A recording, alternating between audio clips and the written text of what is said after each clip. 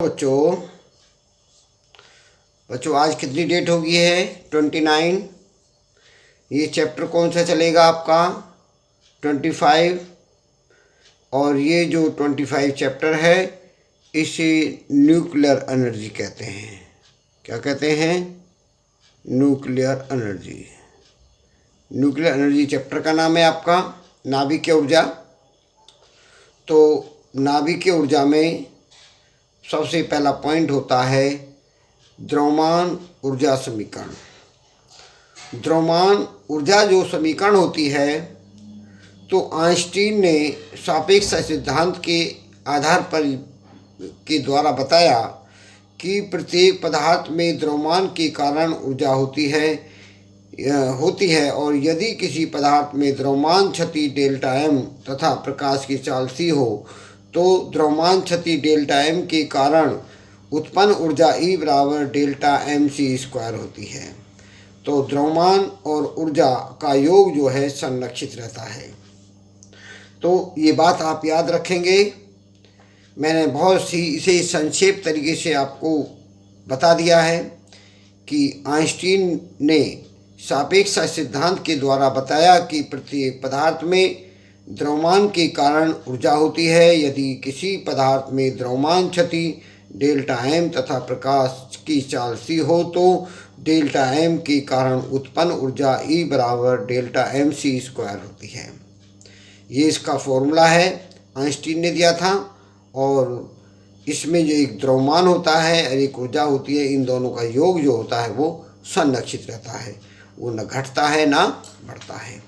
इसी के साथ हम अगला पॉइंट स्टार्ट करते हैं। इसमें नेक्स्ट पॉइंट है युग्म उत्पादन।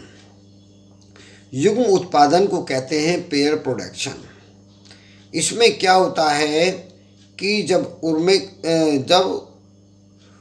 ऊर्जित फोटोन किसी भारी नाभिक पर गिरता है तो उससे एक इलेक्ट्रॉन एक पॉजिट्रॉन और ऊर्जा उत्पन्न होती है। इस प्रक्रिया का नाम देते हैं युग्म उत्पादन। तो इसी बात को जो मैंने ये डायग्राम में आपके लिए शो करके समझाया है, इसी को मैं आपको बता रहा हूँ। जब कोई ऊर्जित फोटोन किसी भारी नाभिक पर गिरता है तो उसे नाभिक अवशोषित कर लेता है और उसकी ऊर्जा से एक इलेक्ट्रॉन और एक पॉजिट्रॉन की उत्पत्ति होती है। इस प्रक्रिया को युग्म उत्पादन कहते हैं। तो इसको हमने जो यहाँ दर्शाया है उसी को हम यहाँ लिख करके बता रहे हैं कि फोटोन जो ऊर्जा होती है h nu equal to 1 positron plus 1 electron. इन दोनों का जो द्रव्यमान होता है इलेक्ट्रॉन के द्रव्यमान के बराबर होता है। दोनों सम होते हैं, इसलिए इनके द्रव्यमान को भी सम करते हैं। 18.2 10⁻³ किलोग्राम। क्योंकि इलेक्ट्रॉन का जो द्रव्यमान होता है वो 9.1 10⁻³ किलोग्राम होता है। इसका डबल करते हैं क्योंकि पॉजिट्रॉन और इलेक्ट्रॉन का द्रव्यमान दोनों का बराबर होता है, तो दोनों का सम है, इसलिए दोनों को जोड़ दिया। और ये किस चाल से चलते हैं? प्रकाश की चाल से चलते हैं। तो C बराबर 3 × 10⁸ मीटर पर सेकंड होता है। ठीक। अब इसमें हमें आइंस्टीन के बारे में से आइंस्टीन के समीकरण से चलना है। तो आइंस्टीन की जो समीकरण है E बराबर डेल्टा एम सी स्क्वायर होती है। डेल्टा एम का मान 18.2 10⁻³ और C का मान 3 का स्क्वायर कर 9 10⁻16।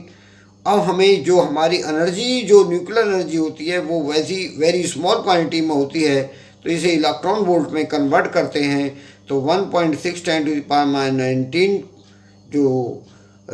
जो कूलाम है इसको इससे डिवाइड करेंगे तो इलेक्ट्रॉन वोल्ट में हो जाती है। अब इसको ऊपर ले जाए, इन दोनों को ऐड करके इसको माइनस कर देंगे तो हमारी 16.38/16 × 10⁻6 इलेक्ट्रॉन वोल्ट।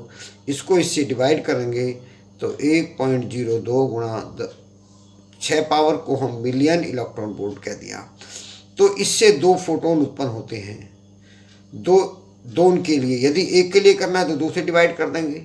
अगर ये 2 की निकाले, एक ये है एक ये है, यदि हमें एक की निकालनी है तो इसका आधा कर देंगे। दोनों की निकाली है तो हमने दोनों का टोटल निकाल दी है। यदि इनमें से एक की भी किसी की भी निकालनी है तो इसको 2 से डिवाइड करके तो 1 की हो जाती है। तो इसी का एक उल्टा क्रम होता है जिसे कहते हैं युग्म विनाश। युग्म विनाश क्या होता है, इसको उल्टा बोल दो। जो यहाँ आपने एक पॉजिट्रॉन एक इलेक्ट्रॉन कहा, अब उसी को यहाँ से लेके चलना इधर को, तो हम कहेंगे जब एक पॉजिट्रॉन व एक इलेक्ट्रॉन एक दूसरे के अत्यंत समीप आते हैं तो वे परस्पर संयोग करके एक दूसरे का विनाश कर देते हैं और तो उनके स्थान पर 2 फोटोन उत्पन्न होते हैं। इस प्रक्रिया को युग्म विनाश कहते हैं।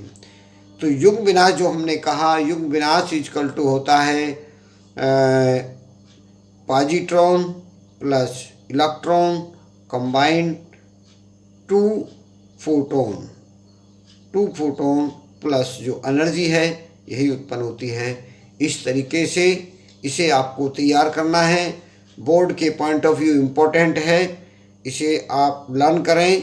होमवर्क है इसका, होमवर्क में लर्न, इसे आप लर्न करके आना है, लर्न इट। दूसरा काम कंप्लीट वर्क आपको कंप्लीट करना है और कॉपी को अब चेक कराना है। ये आपको मैंने वर्क दिया है, इसे आप तैयार कर लेंगे, इसे याद करेंगे और इसे याद करने के बाद आप इसे कल लाएंगे। मैं आपसे इन्हें सुनूंगा। इसके बारे में कोई दिक्कत हो तो मुझसे आप डिस्कस कर सकते हो। ओके।